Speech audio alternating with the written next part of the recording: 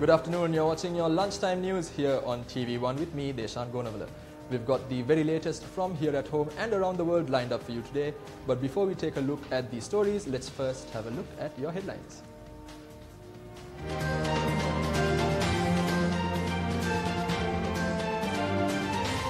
Estate workers protest demanding salary hikes. JO to go to court over handing dissolved provincial council financial powers to governors. Reservoirs including Victoria at spill level. 2 killed in an accident involving the Mahava prison bus, 4 more injured. Trump calls Khashoggi murder worst cover-up in history. Skipper Chandimal says that new faces will be a part of the 2019 World Cup team.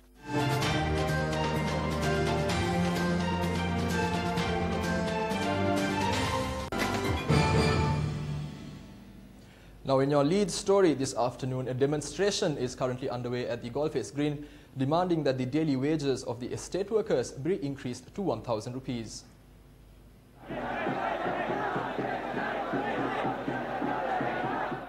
Our correspondents reported that estate workers from many areas have joined in this demonstration.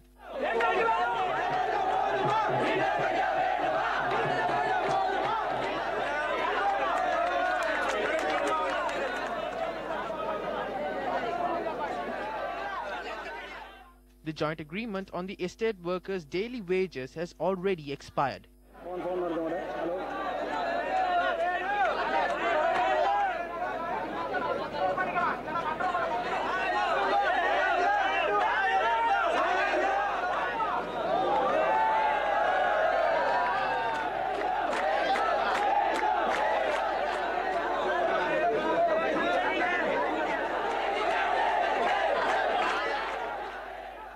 The demonstration was launched following the failure in negotiations to enter into a new agreement.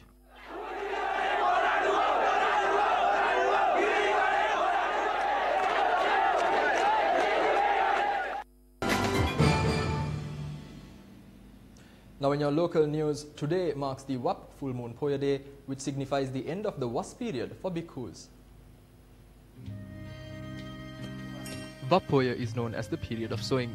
The major cultivation season is known as Maha, which begins with the intermonsoonal rain around the month of October. The rainy season commenced 3 months ago. It is known as the Vassanakalu and it comes to an end with the Wap Poya and Katina season, ushers in the Buddhist calendar within the month of Wap, which is popularly known as Chivara Masaya. With the advent of Chivara Masaya, Katina begins. Meanwhile, a Buddha Puja took place at the Buddha statue at the Sima Malakaya opposite the Capital Maharaja organization. Now moving on, in more local news, the National Building Research Organization or the NBRO has announced that the landslide warnings issued to areas in Norelia, Matale and Kandy are being upheld. 4 spill gates of the Ranjangane tank have been opened as of last afternoon. It is reported that the said gates have been closed at 6 a.m. this morning. Volumes of water equaling about 1,200 feet per second have been released. 4 spill gates of the Parakrama Samudra have also been opened by foot, releasing water into the Mahaveli River.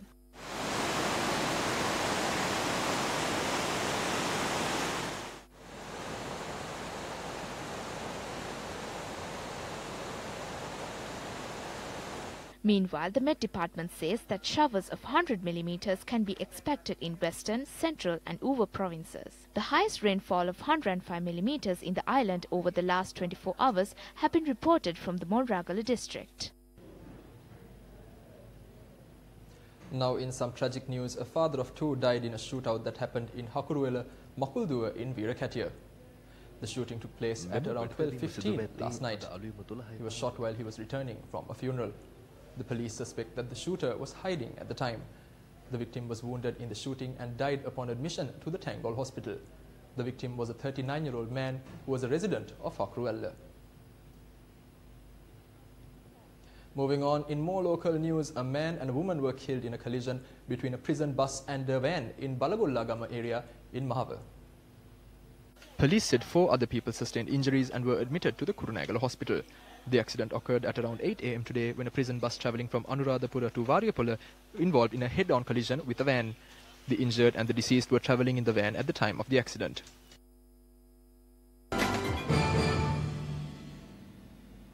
Now in your political news, the joint opposition say that they will take legal action over handing over the financial powers of the dissolved provincial councils to the respective governors.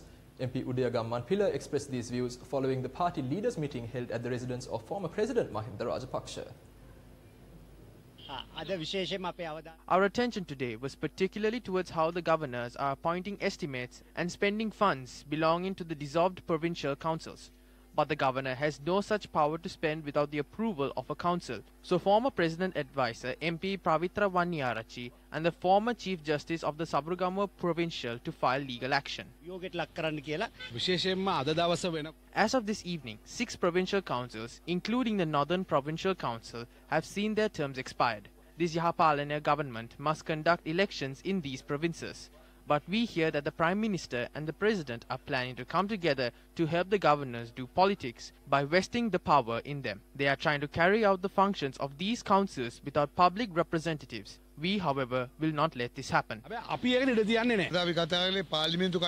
Today we discussed on the parliamentary sitting and how they may call the Committee of the Constitution. We have a doubt on whether they will submit a report or a draft. We will have a meeting and decide on the matter before then.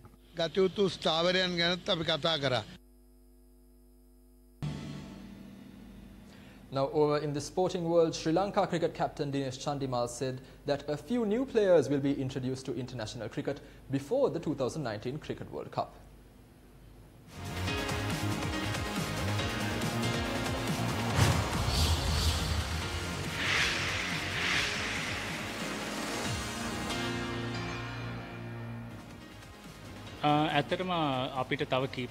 We have to identify who exactly will be sent for it. That's why we have awarded opportunities to a few new players to see where they stand. I think that is very good. Our big picture is the World Cup, so until then we have to give opportunities to younger players. I think as a team, that is what we expect while winning matches. England captain Owen Morgan also spoke to the media. One thing you don't want to compromise is actually winning the game. It's the best environment to learn from. On the other side of it, what you all want to see as well is to see the players who come in be challenged and put under pressure, and that's one thing we definitely seen today.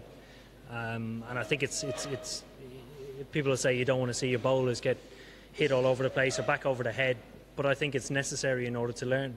When we go into the World Cup and play games against a lot of the better teams, they perform like that on a regular basis. So it's not that you want to get used to that, you wanted them to get used to the situation and experience of, I suppose, refocusing for the next delivery and then trying to execute at best whatever they're trying to do. Well, that's a wrap of Lunchtime News for today. Stay tuned to us through our Live at 55 bulletins and also by checking out our website www.newsfirst.lk. For the Newsfirst team, I've been Deshan Gonavala. Good day.